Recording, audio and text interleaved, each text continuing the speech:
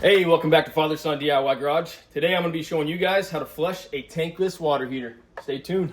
Alright, so the first thing you do, like many other plumbing projects, is you want to shut off all the supply piping to the unit. We're going to be turning off the gas valve. No more gas to the unit. That way the unit doesn't fire up while we're doing it. And if you zoom in real close here, you see we have two valves here. This is what's called a isolation valve.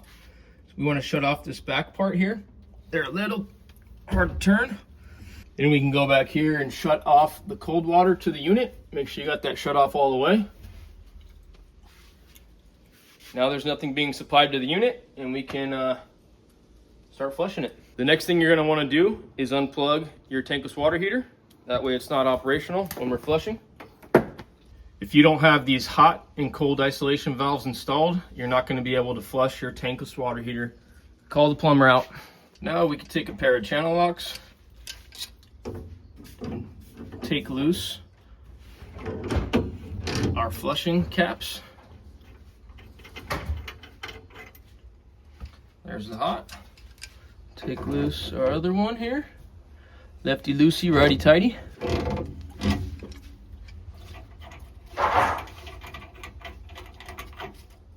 So this is the kit that we got on Amazon to do our tankless flush here. All right, so you get a nice 5-gallon bucket. This kit comes with a submersible pump, 2 washing machine hoses to hook up to your tankless flushing ports, some descaler fluid for your first flush, and the bucket has a nice piece in the bottom to keep your pump off the bottom of the bucket so it can circulate real nice. I'll link this down below for you guys so you can get it yourselves. So you're going to want to go over here to your garden hose. Fill your bucket up about 1/3 of the way full. So we have our 5-gallon bucket, a little more than 1/3 full. Then we can take our entire 32-ounce bottle of descaler and put that inside.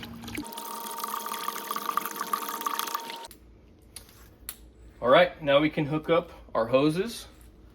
Blue goes with the blue for the cold water line. Get that hand tight.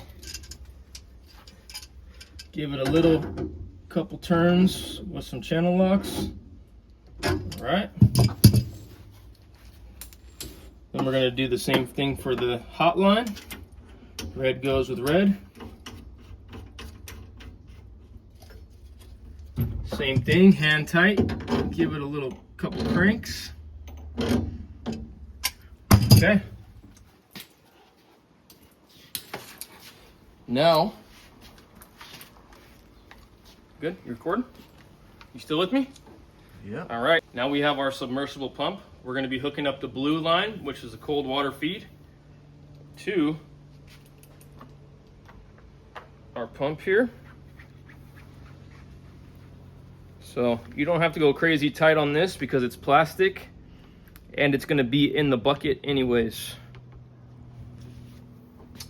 Okay, now that that's hooked up, we can get our bucket up here. Our bucket's already got the water and the descaler solution in there. So I'm going to go ahead and drop in my pump. There we go. All right, since it's brand new, I'm gonna have to undo the cord here. Okay.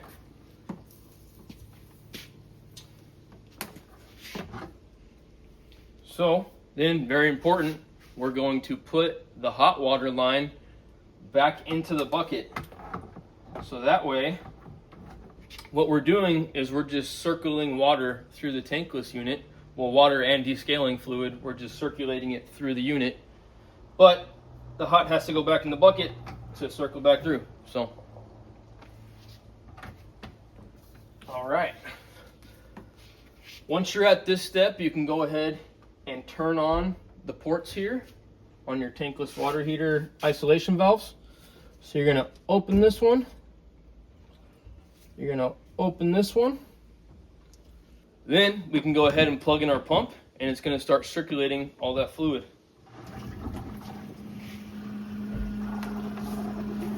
So, as you can see, the water is going in the cold line, and then it's coming back out the hot one. And we're gonna keep doing that. Right, then you don't wanna forget the most important step of the whole process. You need to grab a cold beer. Please.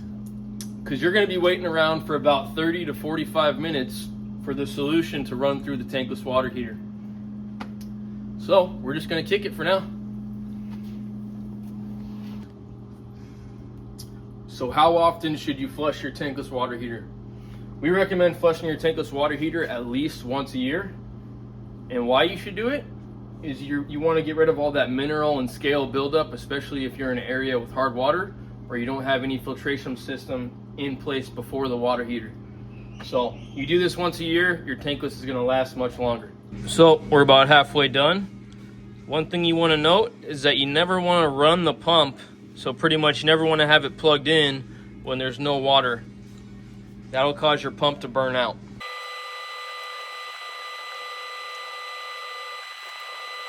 All right, so we let this run for about 45 minutes. Now we're going to show you guys how to disassemble the flushing kit. So the first thing you want to do is kill the power to the pump. After we turn the pump off, we're going to take it out of the bucket.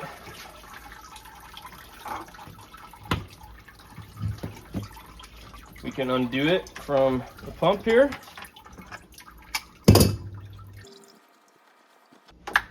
All right, now the pump is off here. So the next thing we're going to do is take the cold water supply off. Cold water line is off. We're going to shut our cold water flushing port. We're going to put the cap back on it. We still have the hot line connected because we want to run all the solution that we used out of the tankless. So how we're going to do that is we're going to keep the hot line on, and we're going to turn on our cold water. All right.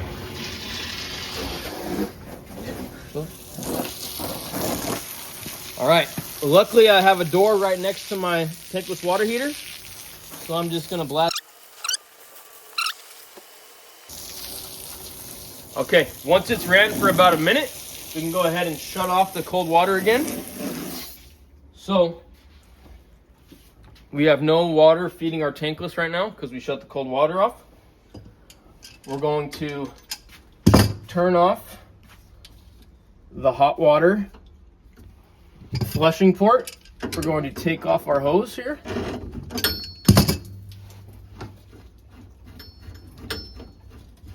Hot water hose is off. We're going to put our cap back on.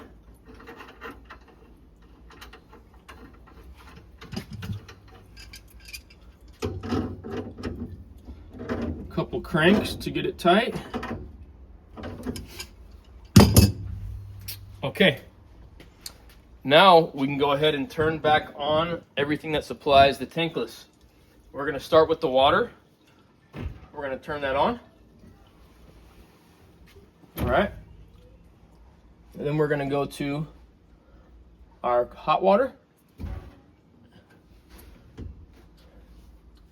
Then we're going to turn our gas on.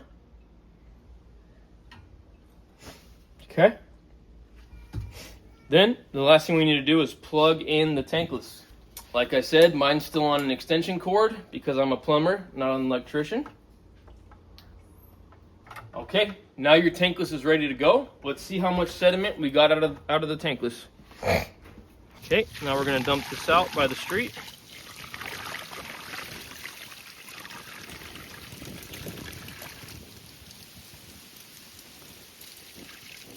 It's a little hard to see with the camera, but we do have some sediment that's coming out of the bucket here.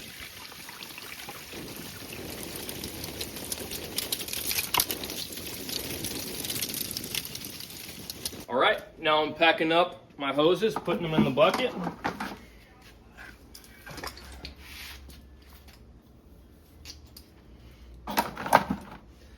And we're gonna put our pump in here. I'm gonna leave the lid off for a couple days, let it dry out, and then we're going to be good to go next year when we have to do this again. Thank you guys for tuning in to Father Son DIY Garage. We'll see you next time.